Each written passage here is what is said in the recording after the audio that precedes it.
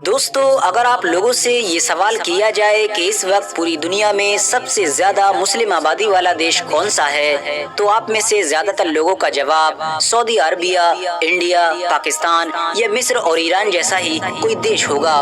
लेकिन आपको जानकर शायद हैरानी होगी कि इस वक्त पूरी दुनिया में सबसे ज्यादा मुस्लिम आबादी रखने वाला देश इंडोनेशिया है। वही इंडोनेशिया कि जो न सिर्फ बहुत सारे समुद्री टापुओं से मिलकर एक देश बना है, बल्कि दुनिया के नक्शे में भी देखने में हम लोगों को बिल्कुल अलग थलग नजर आता है। आपको बताते चलें कि इस वक्त इंडोनेशिया की आबादी लगभग 27 से 28 करोड़ है और इस पूरी आबादी में से सिर्फ और सिर्फ 87% तो वो लोग हैं कि जो इस्लाम धर्म को फॉलो करते हैं। बाकी के बचे हुए 13% में हिंदू, बौद्ध, ईसाई और इस जैसे बहुत सारे धर्मों को फॉलो करने वाले लोग रहते हैं। लेकिन दोस्तों, अब सवाल ये है कि आखिर इंडोनेशिया नाम का वो देश कि जिसमें किसी दौर में सिर्फ हिंदू और बौद्ध धर्म को फॉलो करने वाले लोग रहा करते थे, आखिर उसमें इतने ज्यादा मुसलमान आए कहां से? जमीनी तौर पर एशिया से कटे होने के बावजूद भी इंडोनेशिया दुनिया का सबसे बड़ा मुस्लिम देश कैसे बन गया?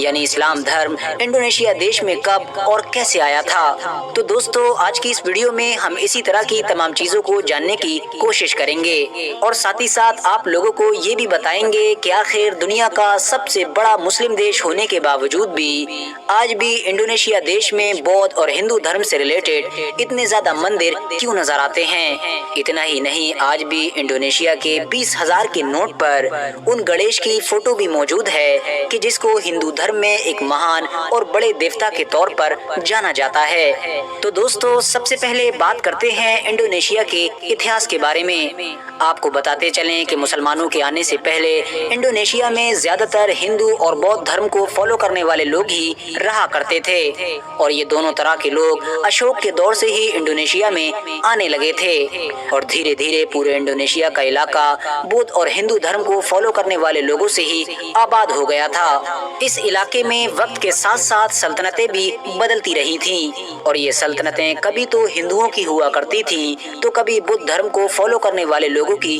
हुआ करती थी। और इसी पूरे दौर में ही उन सारे आलीशान मंदिरों और बड़ी बड़ी मूर्तियों को बनवाया गया था कि जो आज के दौर में हम लोगों को इंडोनेशिया देश में नजर आती हैं। क्योंकि जिस इलाके में हिंदुओं का राज हुआ करता था तो वो उस इलाके में अपने बड़े बड़े मंदिरों को बनवाया करते थे। वहीं दूसरी तरफ जिस इलाके में बौद्ध धर्म को फॉलो करने वाले राजाओं का राज हुआ करता था, उस इलाके में वो लोग भी अपने धर्म से रिलेटेड बड़ी बड़ी मूर्तियां और आलीशान मंदिरों को बनवाया करते थे। उसके बाद धीरे धीरे वक्त गुजरता गया और फिर हमारी दुनिया में शुरुआत हुई एक नए दौर की। इस्लाम धर्म मक्का और मदीना जैसे शहरों से निकलकर पूरी दुनिया में फैलना शुरू हो चुका था। खास तौर से पैगंबर हजरत मोहम्मद सल्लल्लाहु अलैहि वसल्लम के इस दुनिया से जाहिरी तौर पर चले जाने के बाद जब खुलफाए राशिदीन का दौर शुरू हुआ तो उनके दौर में मानो मुसलमानों ने फतूहात का एक नया सिलसिला शुरू किया। उसके बाद बनु उमैया के दौर में तो मुसलमानों ने अफ्रीका को पार करके यूरोप के दूसरे छोर पर यानी स्पेन में भी अपनी हुकूमत कायम कर दी थी। दूसरी तरफ हिंदुस्तान में भी 712 ईस्वी में मोहम्मद बिन कासिम की लीडरशिप में मुस्लिम फौज दस्तक दे चुकी थी।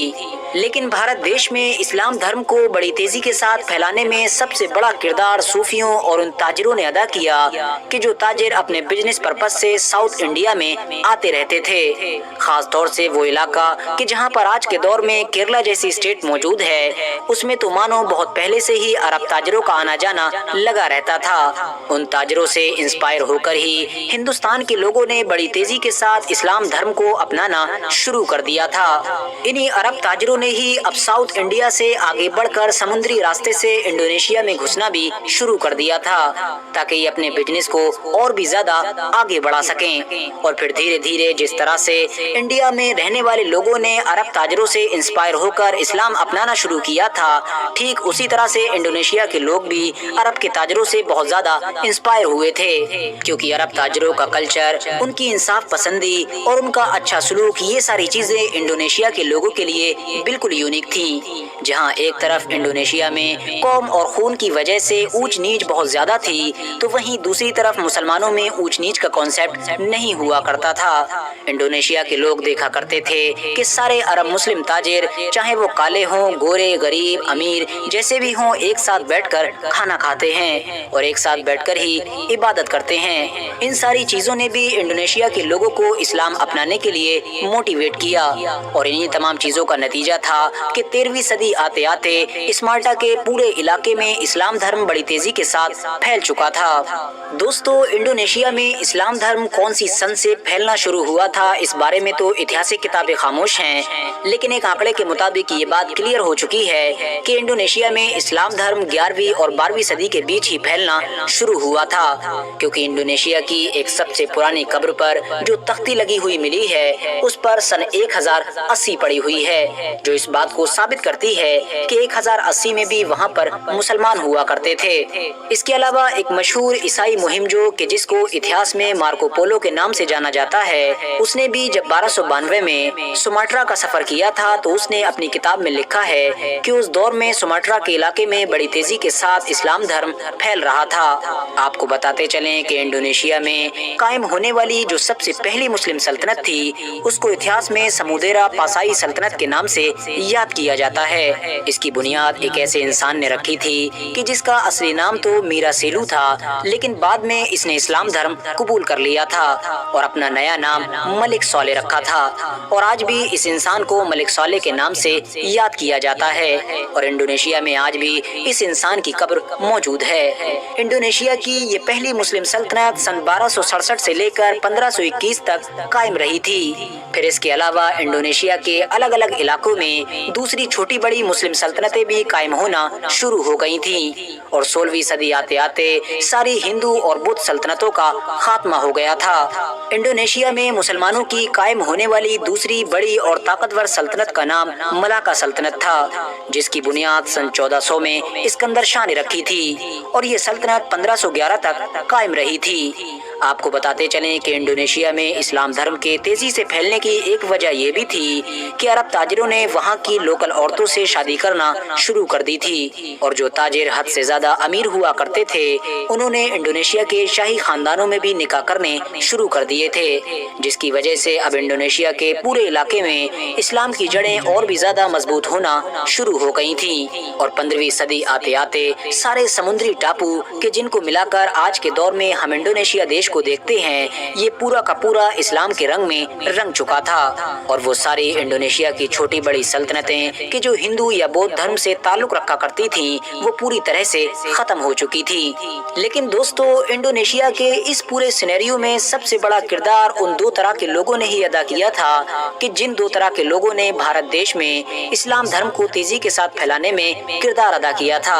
और वो दो तरह के लोग थे अरब ताजिर और सूफी लोग। सूफी लोगों का किरदार ऐसा हुआ करता था कि जो इंसान भी एक बार इनकी मीटिंग में आकर बैठ जाया करता था, वो हमेशा हमेशा के लिए इनका ही हो जाया करता था। उसके बाद इंडोनेशिया भी दुनिया के दूसरे देशों की तरह ही अंग्रेजों का गुलाम बन गया था, जिसने 1945 में अंग्रेजों से आजादी हासिल कर ली थी। आपको बताते चलें कि आज के दौर में इंडोनेशिया दुनिया का सबसे बड़ा मुस्लिम देश माना जाता है, लेकिन उसके बावजूद भी इंडोनेशिया अपने आप को एक मुस्लिम देश के तौर पर रिप्रेजेंट नहीं करता है, बल्कि वहाँ पर डेमोक्रेसी मौजूद है और वो लोग अपने देश को अपने लिखे हुए संविधान के हिसाब से चलाते हैं। आपको बताते चलें कि इंडोनेशिया दुनिया के उन चंद देशों में से एक है कि जो अपने कल्चर और अपनी हिस्टोरिकल चीजों की सबसे ज्यादा कदर करते हैं और आज भी इंडोनेशिया के सभी लोग न सिर्फ अपने कल्चर को हद से ज्यादा प्रमोट करते हैं, बल्कि इसको बचाए रखना अपना सबसे बड़ा फर्ज समझते हैं। यही वजह है कि दुनिया का सबसे बड़ा मुस्लिम देश होने के बावजूद भी आज भी आप इंडोनेशिया में जगह जगह पर ऐसे बौद्ध और हिंदू मंदिर देख सकते हैं कि जो दुनिया के किसी दूसरे कोने में नजर नहीं आते हैं, बल्कि बौद्ध धर्म में सबसे बड़ा माने जाने वाला मंदिर यानी बोरोबुदुर भी इंडोनेशिया में ही मौजूद है। अपने कल्चर को हद से ज्यादा प्रमोट करने का ही नतीजा है कि आप लोग इंडोनेशिया जैसे एक सबसे बड़े मुस्लिम देश के 20,000 के नोट पर उन गणेश की फोटो को आसानी के साथ देख सकते हैं कि जिन गणेश को हिंदू धर्म में एक महान और बड़े भगवान के तौर पर माना जाता है, जबकि इस्लाम धर्म से इनका दूर दूर तक कोई रिश्ता नहीं है। फिलहाल दोस्तों, आज की अपनी वीडियो को हम यहीं पर खत्म करते हैं। वीडियो पसंद आने पर न सिर्फ वीडियो को लाइक करें बल्कि